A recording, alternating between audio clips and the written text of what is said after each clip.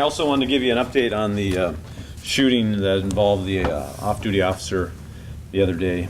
We had mentioned we'd provide further information on the weapon that the suspect had. That weapon was stolen from the Best Buy at New Market Square in a vehicle that was parked in the parking lot on June 17th of this year. And that gun was a 9mm Smith & Wesson M&P. And this highlights the issue that we've been talking about many, many times on leaving guns in vehicles. Our current numbers for the number of guns that have been taken from cars this year, we sit at 130 through the 2nd of July. That is a significant number. Last year we ended the year with 293 guns that were stolen from vehicles. And that is a preventable crime. These guns now are likely in the hands of bad guys, and as we saw this week, used in a very, very serious crime. These numbers have risen over the years. In 2011, we only had 51 guns stolen from cars, and it has risen steadily each year since. We'll be happy to provide you with those exact details on numbers when I'm done. Along the lines of these guns and cars, we continue to see an increase in gun violence. The numbers of aggravated assaults with firearms have pretty much doubled since 2010. In 2010, there was 306 aggravated assaults that involved firearms. In 2017, we had 615. And through the 2nd of July, we sit at 340. Non-fatal shootings in the city have also increased from 42 in 2011, and again have risen each year since to 118 last year. And through the end of June, we sit at 63 in the city. This raises the question on what can we do to reduce these incidents of violence. The homicide numbers are concerning. The majority of the homicides this year have a firearm has been used, a handgun has been used. Just getting back, I want to wrap up the officer-involved shooting. There's a couple more things that I wanted to add. Is you'd asked if that was a targeted, we talked about whether that was a targeted incident or random. And while we still can't say for sure, we do believe that entry was gained through an open garage door. So that was discovered. We figured that out. We looked at cases of the suspect and the officer to see if they had ever dealt with each other, and there was no cases that we found where they had dealt with each other. So at this time we're leaning toward that it was likely a random event. Again, while we can't say for sure, it was more than likely random. We continue to investigate that case, and that is the latest update that we can provide. Of course, we want to encourage people that a lot of this crime is preventable. Guns and cars, burglaries. There's a trend going throughout the country on the 9 p.m. routine. You see some police departments tweeting about it regularly, that lock up your house at 9 o'clock before you go to bed and make sure all your doors are shut. That is a good item for people to consider. So moving on, the increase in violence obviously is concerning to us. We've been doing a lot over the last year and a half.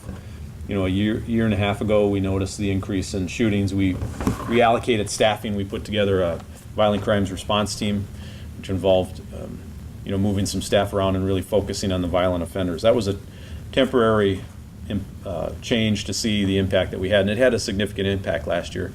Early this year, we permanently made those changes permanent, where we created these violent crimes response teams that focus solely on our violent offenders and gun crimes.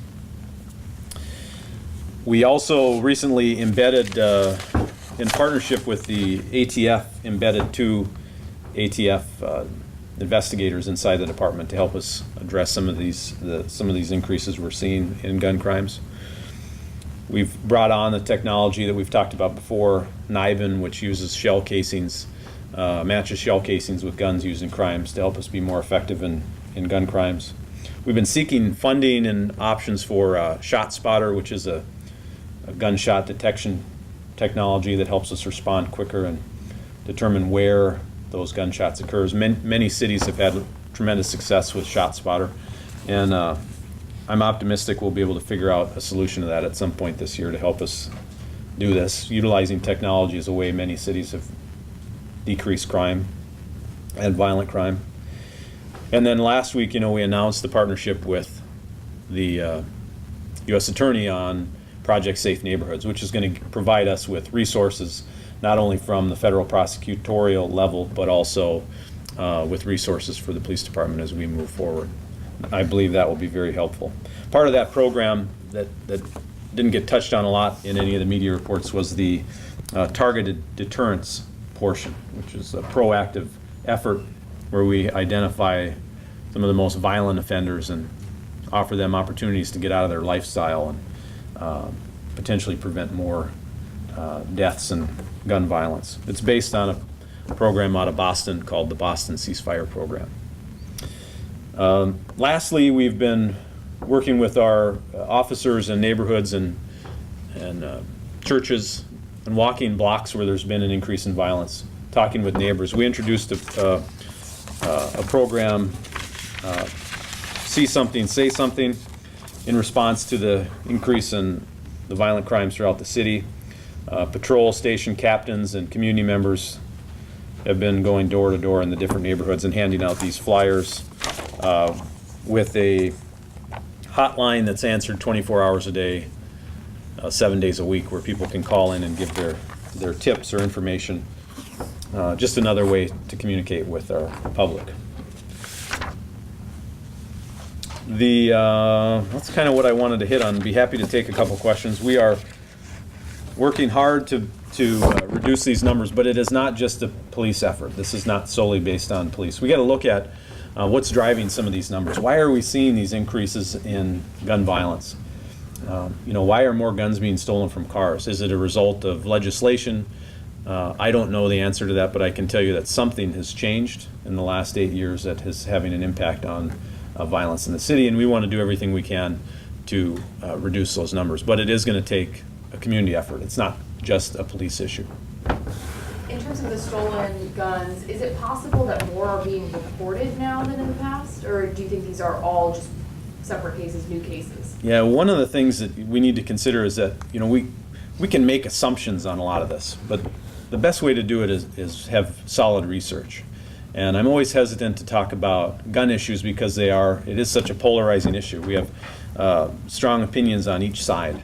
And I don't know what's driving it other than that there is a problem here and we need to talk about it and figure it out. Because there is an expectation that these numbers go down, and I want to do everything I can to bring them down. So, do you know if it's a local problem or if this is something that other jurisdictions are seeing across the country? Well, I frequently look at what's happening in the state, and I can tell you that other areas are seeing in Kansas an increase in the same gun violence, the same issues we are. So I've talked with the other chiefs from around the state, and they're all seeing these same issues. Now, across the country, you see and crime ebbs and flows, and in some areas it's down, in other areas it's up. As far as that hotline number, I guess how has the community been receptive to it? I know it's fairly new, but... We just rolled it out this week. Yeah, so Yeah. I mean, have y'all gotten anything so far, or how do you get people to really remember like a new number, I guess? Well, some of the feedback we received from the community was that they wanted an option that they felt comfortable calling anytime and speaking with a live person versus leaving a message. So that's one reason why it was done. The number was brought about, the hotline was brought about based on community feedback. So that's where that initiative came from. It wasn't internally generated. What is that number, Chief? That number is 316-519-2282. 519-2282. And it'll work a lot like Crime Stoppers, where it'll be anonymous type? Is that how? Yeah, it can be. Yeah, we'll always, if someone wants to remain anonymous, that's always an option. So there's someone that's manning, I guess, that phone number. Correct. 24/7. Yep, a police officer, which is different than Crime Stoppers. And this is an effort based on community input to try and figure out other ways to address these issues. Do you think having another phone number for people to remember might be a little bit difficult than just maybe calling 911? Well, a lot of people don't want to call 911. we've got several shootings this year where we know people have information. That's one of the reasons why we're going door to door, is trying to reassure people that we're here for them, that we care, and that we need their help to solve crime. It's not, very rarely do we just come across things cold on our own. Our crime is solved with input and tips from people. A couple of weeks ago, the gang shooting at 13th and Harding, Oliver area, the neighbors in that area are scared. They don't want to go on camera. They know things, but they don't want to go. I guess your response to that, I mean, what can you tell those people? Well, so that's one of the neighborhoods we hit and went door to door and provided this information, and just trying to reassure them. And obviously we're gathering leads and working on bringing the people responsible for that to justice. But we rely on neighbors and witnesses to talk to us, and we can't make progress without their help. How many people are going out, walking blocks, going door to door? Well, we went out Tuesday night, and we probably had roughly 12 officers and 12 community members.